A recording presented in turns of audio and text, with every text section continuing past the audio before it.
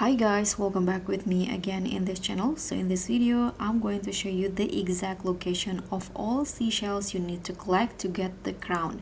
So that once you're in the lobby, you can just head to here. In a corner there will be the seashell, and next on the top of this drawer, and next the last one is outside near this rock. You can get it. So tap on the seashells, and once you get the seashell, you can just grab one each, and you need to go up in here, go behind the DTI logo to the secret room to enter the secret room.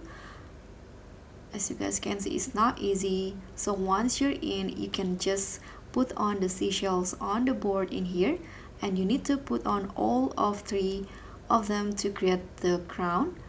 And after that, you need to wait for 5 minutes to unlock the crown, and do not change server because your progress will be lost.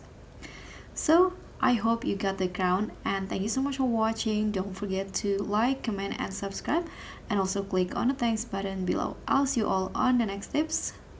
Bye.